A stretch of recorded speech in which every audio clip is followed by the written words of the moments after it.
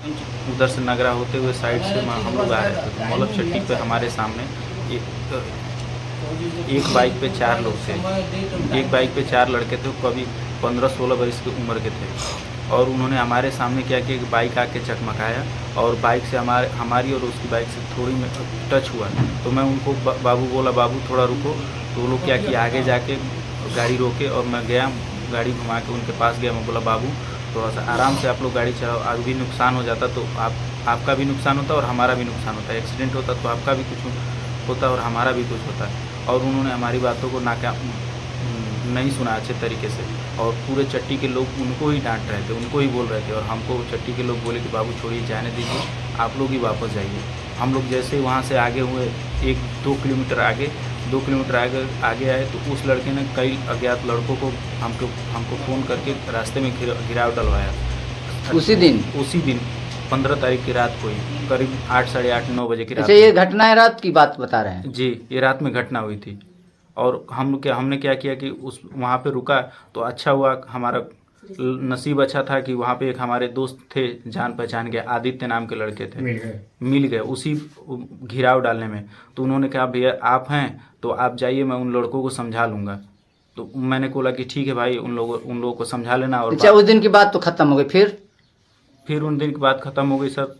तो फिर वहाँ से जब हम घर पे आए अपने, तो फिर 2 दिन के बाद उन्होंने हमारा नंबर पता नहीं कहाँ से ढूंढ, 15 से 2, 17 जी 18 तारीख को 18 तारीख को सुबह में उन्होंने मैसेज किया, और मैं मैसेज का जवाब मैं 11 बजे करीब उनको दिया। मैं बोला कि जी कौन, आप कहाँ से बोल रहे हो?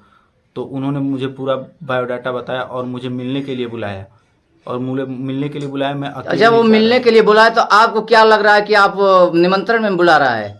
नहीं सर, वो जब हमको बुलाए तो मैं समझा कि मेरा दोस्त आदित्य भी जो उस लड़के में घिराव डालने वाले में था। यानी आपको जानकारी आ रहा है ना कि जिससे मेरी बातें हुई है, जिससे मेरी लफड़ाई हुई है, वही बोल रहा है, वही बुला रहा है? जी, वही मुझे पहचान में था कि वो मुझे बुला रहा है। और मुझे बस ये विश्वास हुआ कि जो मेरे साथ में जो लड़का घुमा हुआ था, खाया पिया था, वो भी साथ में आ रहा है। तो मैं समझा कि 1-2 लोग होंगे तो बात विचार करके फिर हम लोग वापस आ जाएंगे। और जब मैं रास्ते में गया तो रास्ते में उन्होंने 25-30 लड़के थे, हमें घेर के बहुत मारा।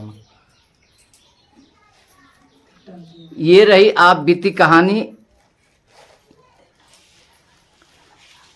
कहाँ कहाँ चोट लगा है आपको? सर यहाँ पे चोट लगा है, ये है, और सर में कटा है, और कमर में चोट लगा है, पूरे बॉडी में शरीर चोट है।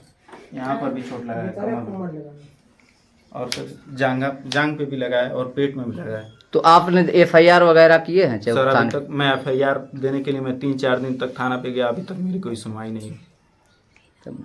कोई सुनवाई नहीं? नहीं सर। फिर आपने आगे कह रहे हैं आप? इस सरकार में इस तरह की वारदातें हो रही हैं, दलित के साथ, अनुसूचित के साथ, असहाय लोगों के साथ। यह सरकार की बहुत गलत रवैया कही जाएगी। यह सरकार सरासर गलत है कि जनमानस के साथ इस तरह की दुर्घटनाएं बाद में होती रही तो जीना दुर्लभ हो जाएगा। सर और क्या बताया जाए? ये बात इस पे चलेगी। इस पे मेरा सवाल है कि आखिर में आप लोग FIR कराने गए तो फिर FIR क्यों नहीं हुआ? FIR नहीं हुआ तो ये मेडिकल क्यों नहीं बना? हम लोग लगातार थाने पर जा रहे हैं, यशो साहब से अपनी बात सारी बता रहे हैं।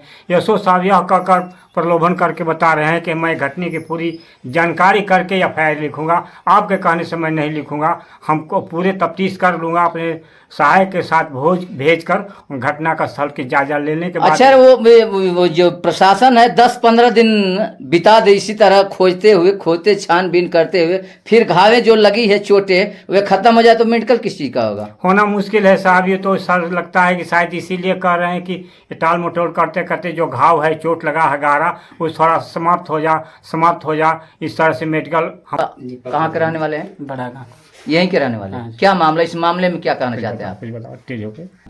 क्या नाम होगा माता जी आपका? प्रतिमा। आप इस पीड़िता के घर के हैं? जी। तो क्या मामला रहा, उनकी कैसे रहा? मम्मी है।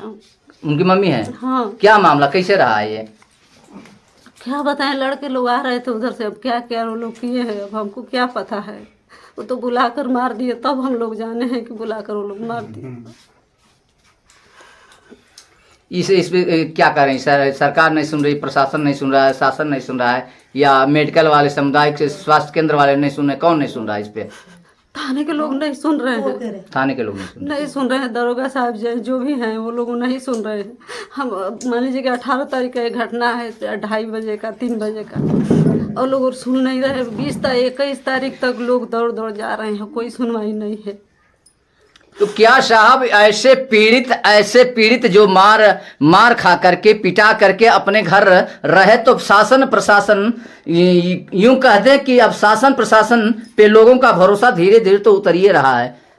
ये क्या नाम होगा आपका? लालमणि। यहीं के हैं? हाँ। ये मामला क्या रहा है जो अभी राहुल जी के साथ हैं? राहुल जी के साथ जो आप बीती जो घटनाएं हुई, राहुल इसमें जी को अचानक बुलाया गया, अचानक मारपीट की है।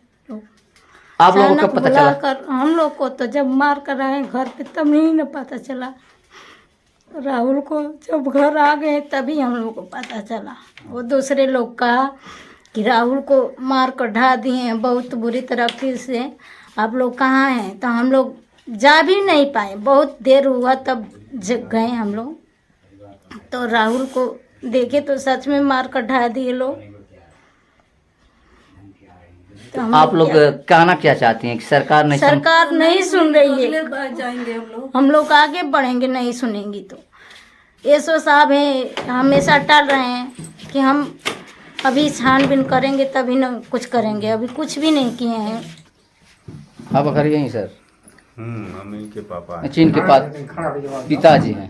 तो इनके पिताजी हैं राहुल। जो ये लफड़ाई हुई हैं, जो झगड़ा हुआ है, जो भी विवाद हुआ है, इस मामले में आप लोग क्या कर रहे हैं? सरकार आपके साथ क्या कर रही है? प्रशासन आपके साथ क्या कर रही है? शासन आपके साथ क्या कर रही है? इस पर क्या आप लोग का? सर, मैं शासन और प्रशासन का दोनों शरण लेना चाहा।